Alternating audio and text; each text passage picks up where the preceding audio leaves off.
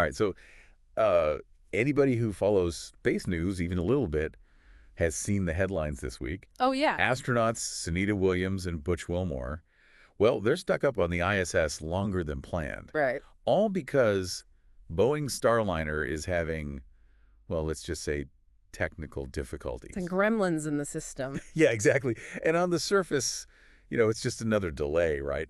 Happens all the time in space exploration. It does. But we wanted to go a little deeper with you today. Absolutely. Because this situation really highlights some of the massive forces that are shaping how we do space exploration right now. I think that's a great way to put it. So let me introduce myself. Yeah. I'm your host for The Deep Dive, and we're so glad to have you back with us. And I'm the expert for this deep dive. I've been following these developments for years. Oh, yeah. You've got like all the inside scoops. Well, I try to connect the dots. So the official reason for this Starliner delay is propulsion and software issues. Right. And, when you consider Boeing's track record lately, the 737 MAX comes to mind. Oh, yeah. That's hard to forget. It makes you wonder about their reliability. Understandably so. I think anytime there's been issues like that in the past, it's going to raise questions. And the point is, this delay is about way more than just some engineering problem. It's so much bigger than that. This is like your crash course on the bigger picture here. Fast track. We're going to unpack the political, the economic, the social forces, all that stuff. All the layers that are feeding into this Starliner situation. It's really fascinating when you start peeling it all back. We're talking corporate rivalries for those juicy space contracts, the global space race, heating up China, Russia. Yeah. The usual suspects. You can't forget about them. And even the really distinct ways that some big names have shaped all this. Oh, yeah. The personalities definitely play a role. Trump, Musk. Yeah, those guys. Yeah, their influence is undeniable. So buckle up. There are some wild connections here that you probably haven't even thought about. It's like a web that connects to everything. Okay, so let's jump right in. Let's do it. One of the biggest things that's changed in space exploration is that NASA is relying more and more on private companies. Oh, absolutely. You've got your Boeings, SpaceX's Blue Origins. It's the new era of spaceflight. How has that shifted things, in your view? Well, I think it's completely reshaped the landscape.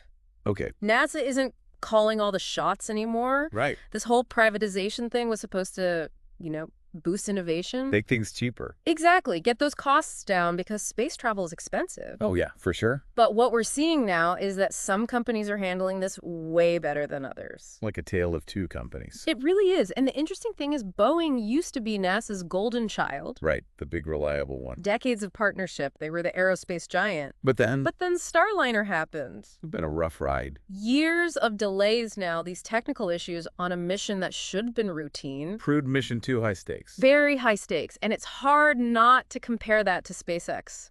Oh, yeah. Elon Musk is like the poster child for the new space race. He really is. And their Crew Dragon has been knocking it out of the park. Multiple successful launches, bringing astronauts back safely. No drama. Smooth sailing compared to Starliner. So for you, does that raise concerns about the whole private partnership model? Well, it definitely makes you think about the bigger picture. Right. Especially how NASA gets its money and the politics around that. Oh, yeah. Congress loves to debate NASA's budget. Always under a microscope, it's a constant tug of war between space exploration and defense spending. So what happens if Boeing messes up this return? That's the million-dollar question. Yeah, because a big public failure like that. It's ammo for the people who want to cut NASA's funding. And then what? Goodbye moon missions, goodbye Mars ambitions. A more Artemis program.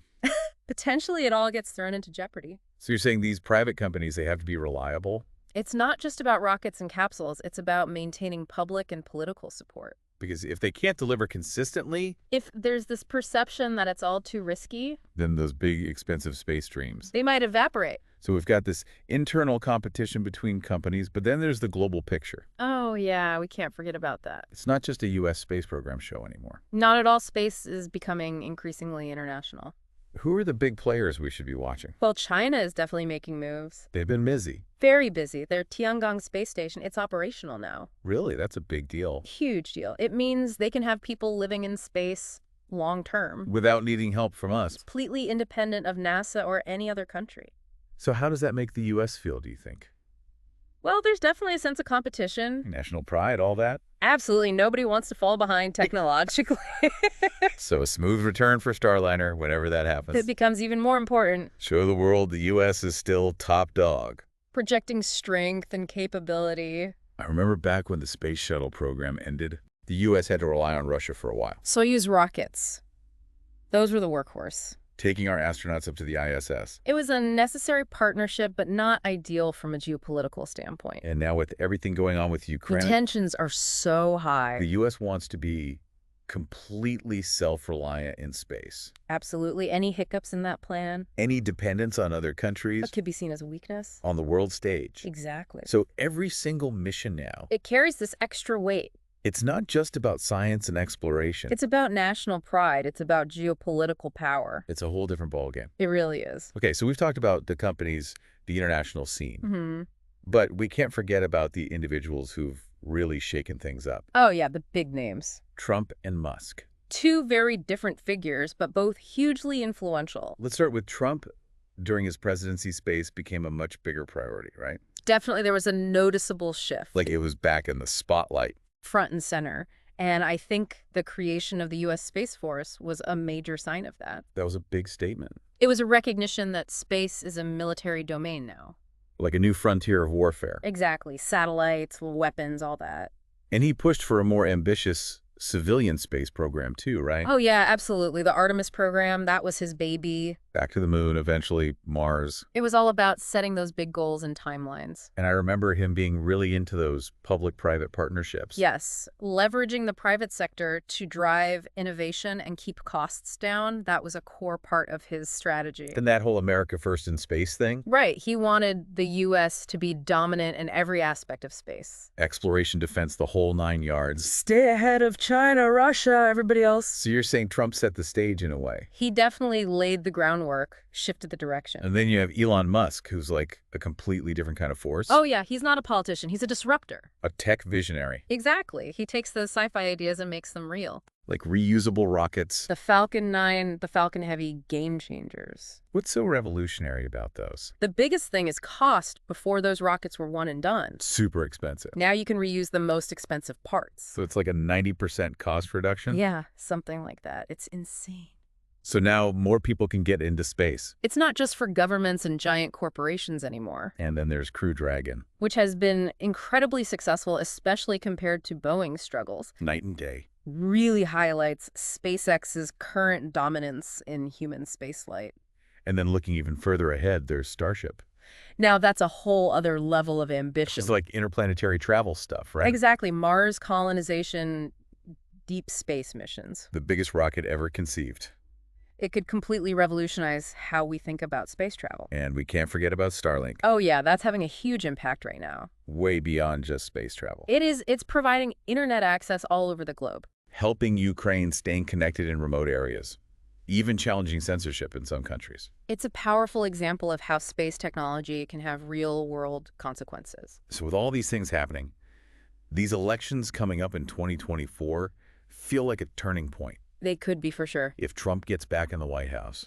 We could see those Moon and Mars missions get fast-tracked. It was all about that. It was a major part of his agenda. And while the current administration is keeping those programs going, They are? some people say that Trump brought a different energy to it. A sense of urgency, a demand for faster progress. So who's in charge could really change things. It could impact the budget, the timelines, the whole approach. But at the end of the day, the U.S. wants to stay on top in space. That's a bipartisan goal. Okay, so we've talked about these big national strategies, Mhm. these powerful figures. Mm-hmm. But how does all this affect people like you and me? That's the question, isn't it? Space exploration can feel kind of abstract, It can. like it's happening somewhere else. Out there in the cosmos. But it actually has a ripple effect. It does. It impacts local economies and industries right here on Earth. So how can we see that in our own communities? Well, think about it like this. What are the signs of a healthy local economy? Jobs, businesses growing. Exactly. So look for those things in relation to space.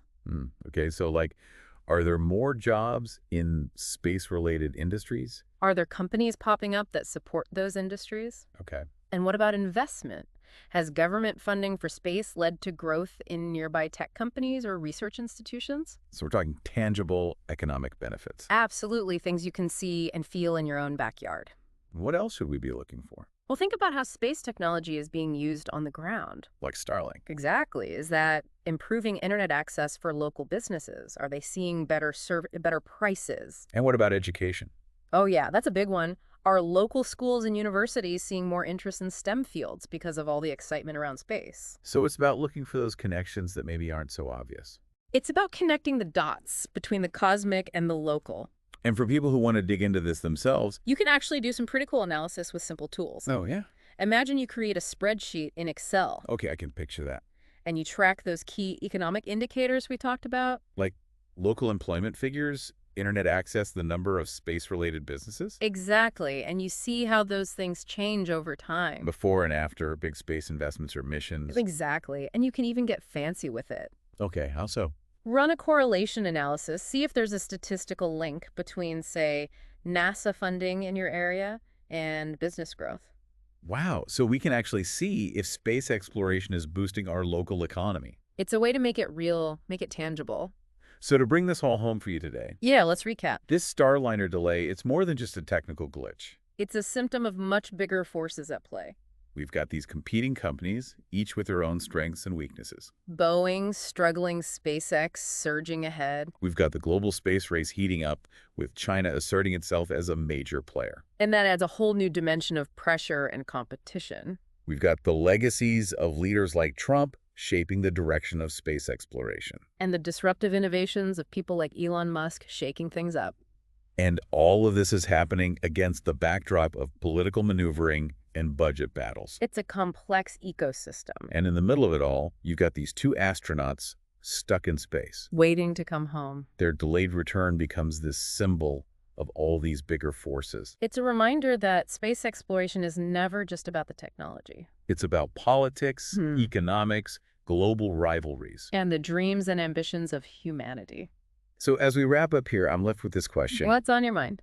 Will we actually see humans on Mars in the next decade? That's the big one, isn't it? And with all these different approaches to space exploration, The private sector, the government, different countries, different visions. what does that mean for the future? What path will we choose? Those are the questions I want you to think about. Keep those in mind as you follow all this unfolding. Because we are living in an amazing time for space exploration. It's a time of both immense challenges and incredible possibilities. And the choices we make now will determine what the future of space exploration looks like. So stay tuned because this journey is just getting started. Thanks for joining us for this deep dive. It's been a pleasure exploring all this with you. We'll see you next time. Until then, keep looking up.